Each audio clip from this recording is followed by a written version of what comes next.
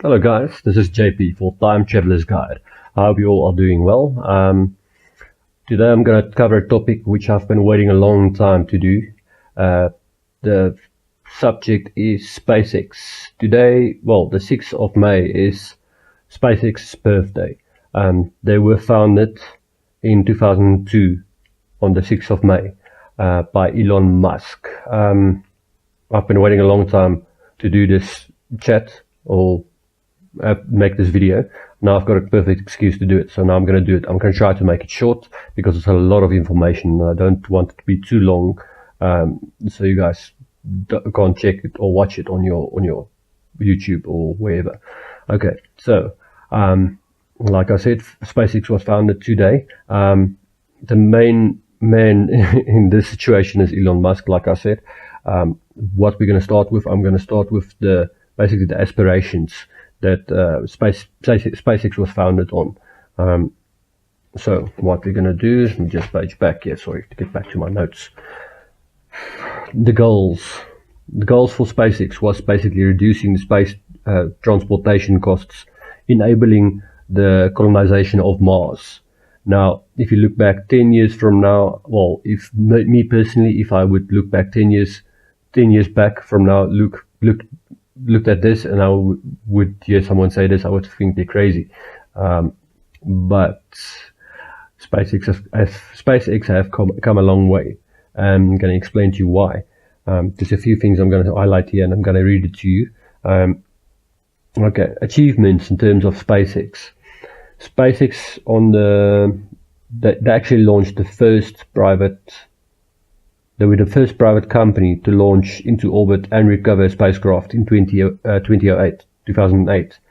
They were the first private company to send a craft to the International Space Station in 2012. They actually sent, I think it's roughly 16 missions to resupply the ISS, the International Space Station. And this is the mind-blowing one for me. That really highlighted SpaceX in my eyes. They were the first to land rockets, do propulsive landings in terms of rockets. What that basically entails is that a rocket comes back down to Earth after it launched its payload and, well, the rocket boosters, and they basically land in reverse.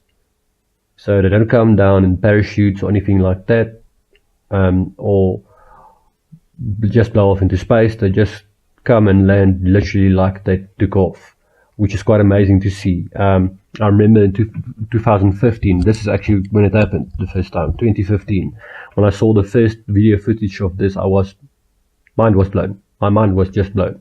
It literally looked surreal. It didn't look possible. And 10 years before that, if I saw that footage, I would not believe it. I was literally thinking, why is this video in reverse? It seemed impossible. And a few years back, it really was impossible to land a rocket like this in this fashion. And actually, to see two rockets do the same thing at the same time like this, it's amazing. It's unbelievable. Do yourself a favor and check the footage on YouTube if you can find it. It should not be too hard. Okay, then 2018, Falcon Heavy craft delivers Tesla Roadster to orbit.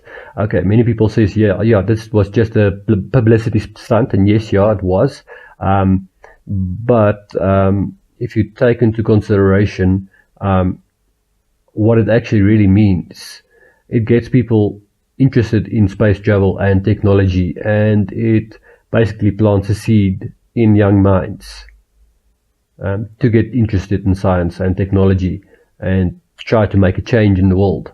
And I mean, that's what it's all about. We want our kids to grow up in a better world, a less expensive world, a nicer world, and this is what it's about.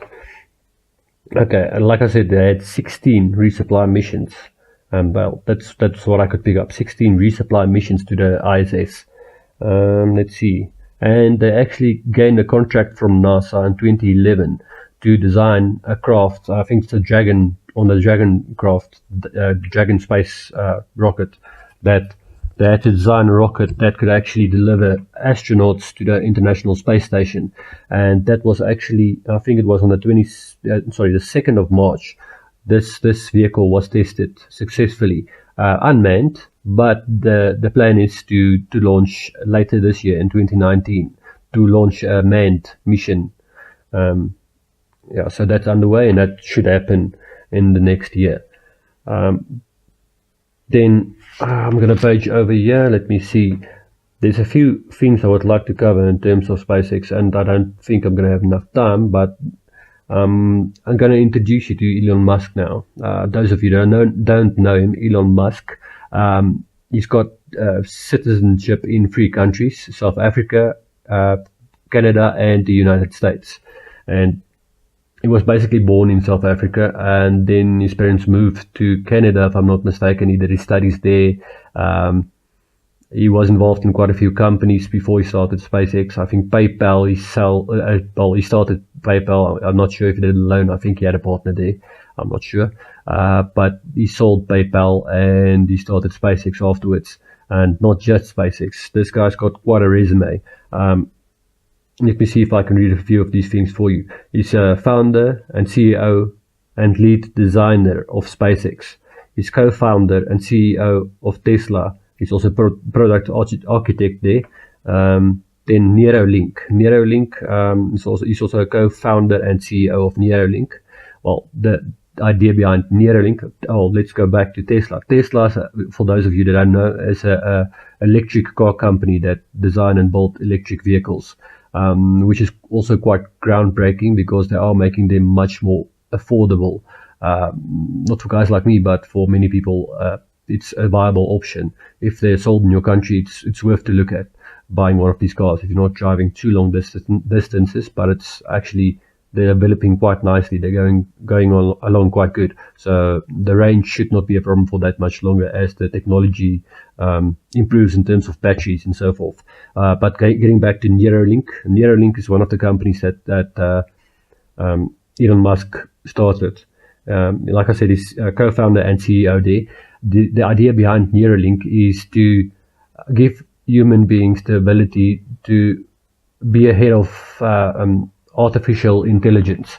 And Elon Musk did raise in the past the issue that he thought artificial intelligence is a major potential problem for humanity. I mean, if you really take into consideration, artificial intelligence is basically a computer that's able to correct itself and learn from its mistakes. And the base of knowledge that you can find, for example, on the internet, if you can think how much knowledge is on the internet or on the whole internet across the world, we can't even comprehend it anymore. That's how much it is. And if you have something that can think for itself and has that base of knowledge available to it, it can make decisions in a split second. And I don't think we want to leave that over to something that's not controlled by human beings. So Elon Musk did raise this concern, and Neuralink is a project to basically put the ball back into our hands, to make sure we can control AI through different means. I don't know if I think, like it suggests, Neuralink, they want to basically create something where you can link to the internet. I mean, for example, inputs at this stage for us onto the internet on computers are via keyboard. They want to do it like a Neuralink. Literally, your brain's connected to a computer. Yeah, I've got my worries about that as well to a degree, but I understand where he's coming from with this company and what he's trying to achieve. It's admirable as well. So yeah, I can understand where he's coming from there. And then next company is The Boring Company. He's CEO and founder of The Boring Company. The Boring Company is a company that's basically drilling holes, massive giant holes underneath cities. That's for a transport initiative. That's to ease congestion and so forth. So it's not flying cars like we thought. It's basically underground travel. Not like trains. It's like a Hyperloop, I think. They've got one that's finished in Los Angeles, a test track that's already being used, but not for public, if I'm not mistaken. And then I think Chicago's got a contract for one of these systems as well. And it's super fast travel, exceptionally much so. Okay, so this is not a boring company at all. You know, it's a boring company, but it's not a boring company, if you understand, if you catch my drift. Then, in terms of Elon Musk, 21st, on the 21st, he's 21st on the Forbes list of most powerful people in 2018, and his net worth stood at 22.3 billion at that stage. Yeah, look, it's a lot of money. I